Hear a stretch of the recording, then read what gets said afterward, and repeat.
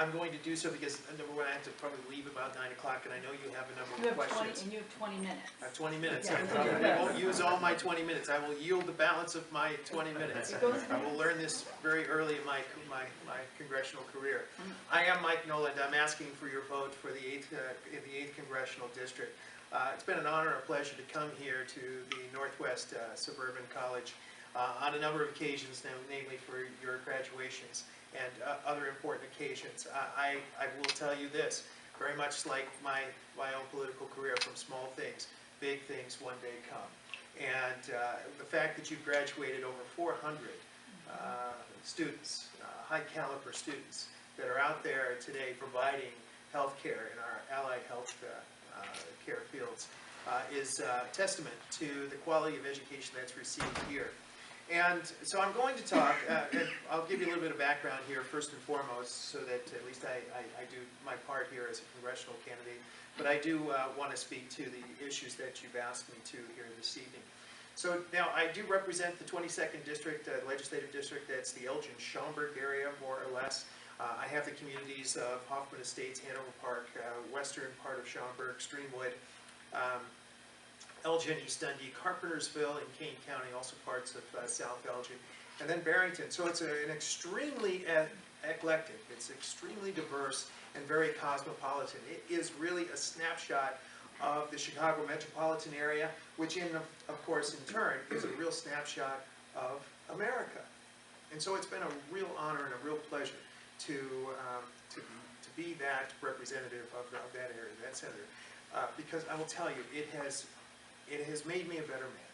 It has made me a better person. It has made me, I believe, prepared now to serve the people of the 8th Congressional District in a very effective manner in Washington. And I'll tell you the reasons why, because we've had to tackle all of the issues that you're interested in talking about here today: education, healthcare, civil rights. That's what Islamophobia is all about. It's about civil rights.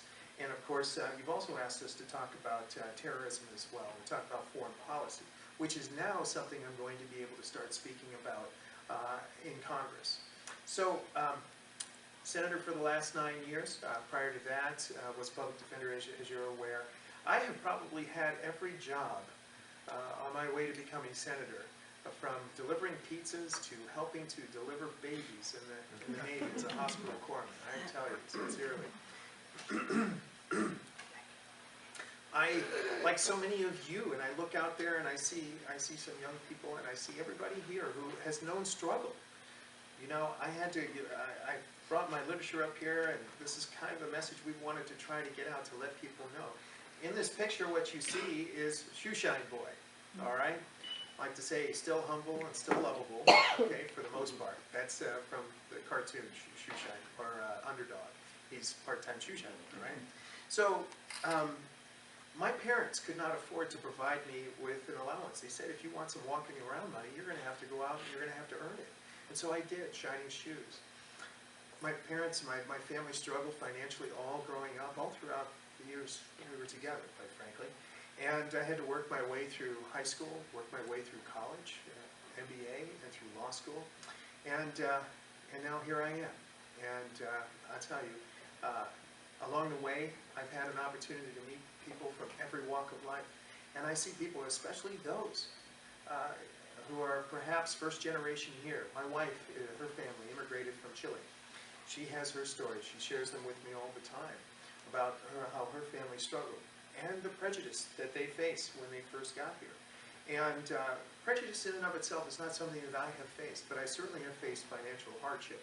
And I've watched my friends, whether it's school or my family, who I'm related to, who are also facing discrimination and a lack of adherence to equal protection under the law.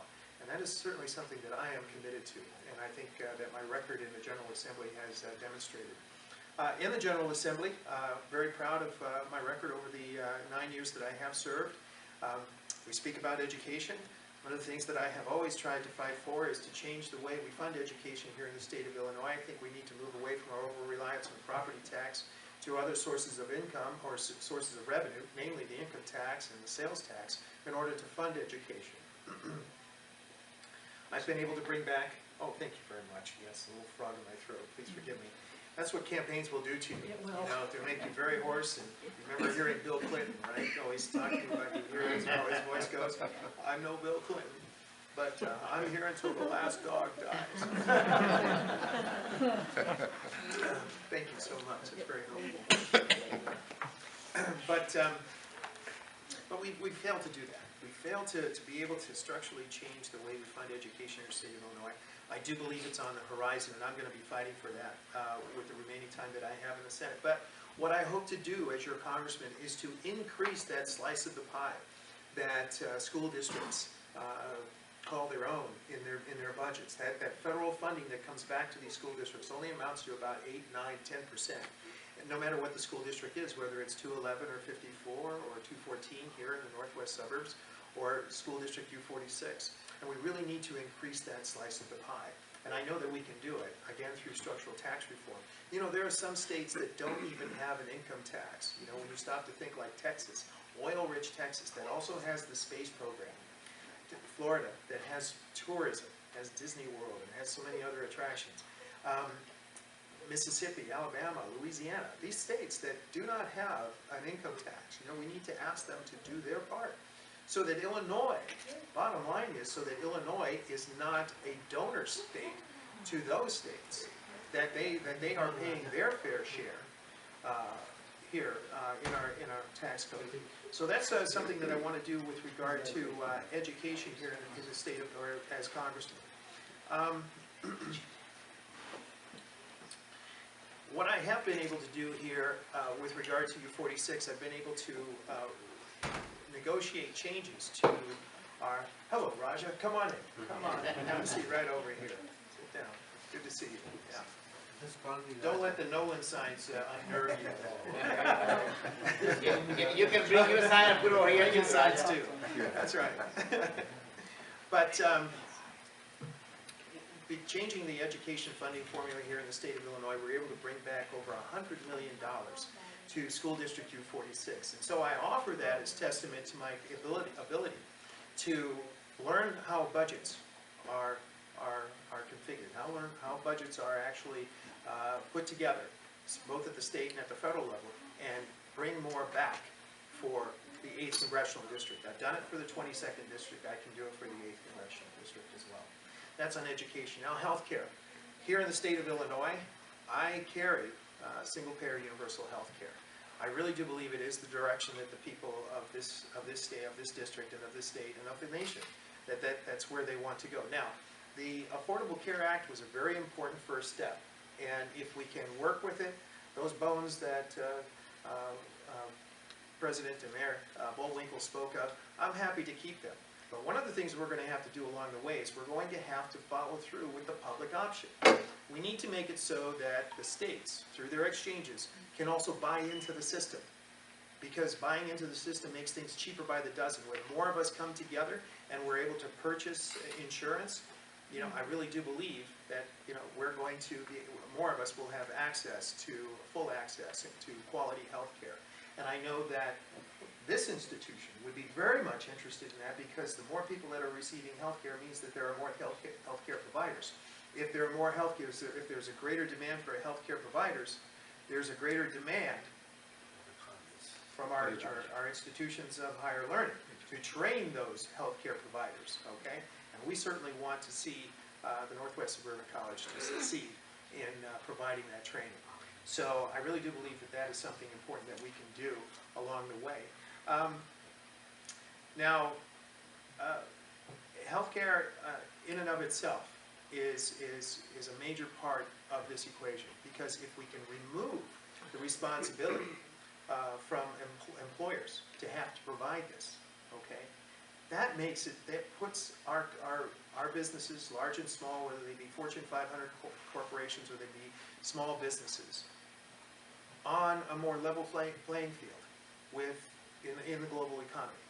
And I really do believe that as workers can move from one, perhaps one job to another, based on their relative competitiveness, their skill levels, and so on, that businesses themselves will become more focused on what they do in whatever field, in whatever sector of the economy. There, you know what I'm talking about, as a matter of fact, right?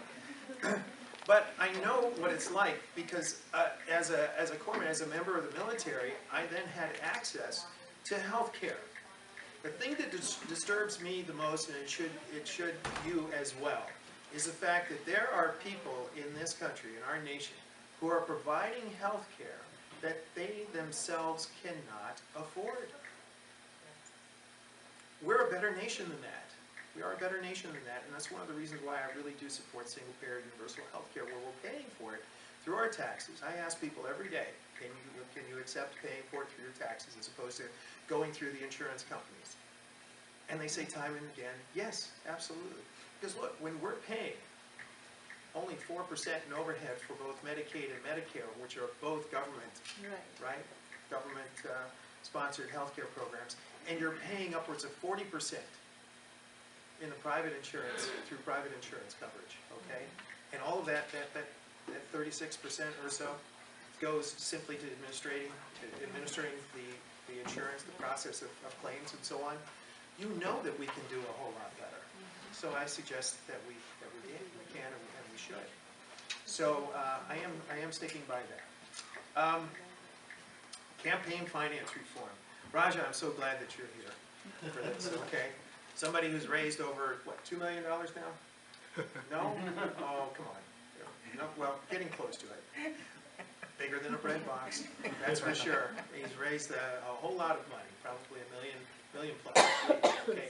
So now here's what happens. Here's what happens. So, you know, and this is the way that this campaign is unfolded here. To his credit, very effective at going out and raising an awful lot of money, largely outside the state of Illinois, if I'm not mistaken. Don't let me, most of it inside the state of Illinois? Well, very good. Okay, I'll let you come up and offer your testimony, but I would suggest that financial statements suggest otherwise. Okay, but that being the case, we go out and we raise this money. Leadership, party leadership, is enamored with the fact that we may have somebody who can actually raise an awful lot of money, which reduces the need for them to have to help to raise, or at least it reduces the competition. All of the candidates that are running for office are causing each other, essentially. And you have a situation where, and he has the endorsement of Dick Durbin, as some of you may be aware, makes it so that as a candidate for Congress, we're not necessarily having to compete with Senate candidates and the money that they need to raise. So it makes in this instance, makes his candidacy a very attractive reason for endorsing his candidacy, because we can raise money. Now, I submit to you my record as a state senator, the fact that I have been able to do what I have been able to do as far as education funding reform. I have a 100% record this year with the Illinois Environmental Council. All of the campaign ethics, we talked about campaign finance reform, all of the campaign ethics reform has my name on it. The recall amendment, I'm not sure how many legislators can actually say that they've had an opportunity to amend and cause the amendment of the Illinois state constitution. But it was my resolution that was placed on the ballot in 2010 that now allows you to recall a governor who is behaving badly, as we've seen governors behave in the past. So I have this record, and I'm very proud of it. So you have to ask yourself, why? Why then would learned legislators such as Jan Schakowsky and Dick Durbin support Mr. Krishnamurthy, who has no congressional or no legislative, certainly no military experience? Okay, I'm putting this out there because it's very important. We're talking about campaign finance reform. Because when we determine the quality of our candidates based on how much money they can raise, are we truly acting in the best interest of the people, of our congressional districts, and of the United States?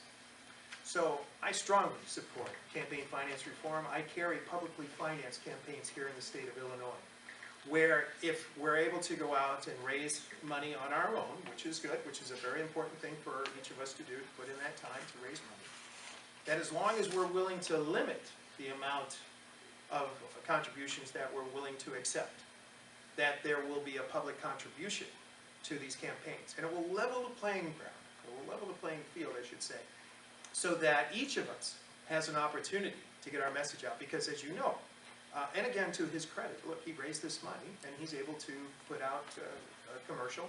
He's able to mail an extraordinary amount of flyers. Again, to his credit, I'm not begrudging him that. But look, you know, if you really want for the people to judge, if you want all of you in this room and everyone outside this room in the 8th Congressional District to be able to size up the candidates, you need to give them an equal platform. They need to be able to, 5 minutes already, have I been at it that long? Wow. Time does fly. You're absolutely right. Okay. All right. So this is obviously something that I agree with you is very important. Campaign finance reform. Islamophobia. So, and the candidates have heard me tell this story before, so I apologize to them. So my son and I are having breakfast, and he kind of looks off into the distance, and he says to me, asks me, he says, Dad, why is Donald Trump such an idiot? And I said to him, I was thinking back to when I was a child, and I asked my mother the same thing about, in more or less, about what was going on then in the Civil Rights Movement, because I saw all this unrest on television. And she told me then, she said, Michael, it's because white people are not treating black people fairly. Okay? She wanted me to understand in no uncertain terms what the issue was. It's a little bit different today. You know, the page has changed, but the book is still the same. So I explained to my son, to Lucian, that, you know, very much like Catholics and Jews, the Chinese, the Italians, I'm Italian, we have all gone through that period of ostracization. Okay, but I told him, I said, no matter what group, and this is just the latest group, this is the latest group that's being scapegoated. And I wanted him to hear that word, scapegoated, because that's ultimately what's, you know, what is the case here. That this group, Muslims in this case, happen to be the latest scapegoats. And he got it, he gets it, he understands full well. And so this is what we teach in our home. Now, I will tell you that as congressman, that I am going to join with those, the likes of Keith Ellison, a Democrat from Minnesota, standing against the rhetoric, the hate, the diatribe, and vitriol that is expressed against any ethnicity, quite frankly, and of course against Muslims, and state not so much with my words, but with my deeds, my commitment to tolerance and to promoting diversity and these partnerships that you speak of here in our communities. I will say this, I'm going to wrap it up, okay? But the couple of points that I want to make about the comments that were made by way of introduction here. People that have come here to the United States not only have taken it upon themselves to come here and to establish a new footing for themselves, they've taken risks, real risks, with their futures. And I really, you know, I will tell you that I so deeply admire the fact that, you know, the first generation South Asians, or happen to be Latino, or Pacific Rim, whoever, and Europeans as well, come here. We are all for Americans first, and we are whatever these other things that seem to divide us, we are those things perhaps last in many regards. So I really do believe, I do commend you for the risks that you've taken. Strong partners, civic engagement, the fact that you're doing this here this evening, this institution, going to the fore for the rest of the community, quite frankly, in bringing together these congressional candidates. I don't know if when you founded the Northwest Suburban College that you ever envisioned actually having a congressional campaign come through, but again, from small things, big things one day come. So I will tell you this, keep up the great work, keep at it. I probably have gone over my 5 minutes that you just gave me. I'll let you hang on to that for the next speaker. And hopefully we'll be able to take some questions here before too long. I'll try to stick around.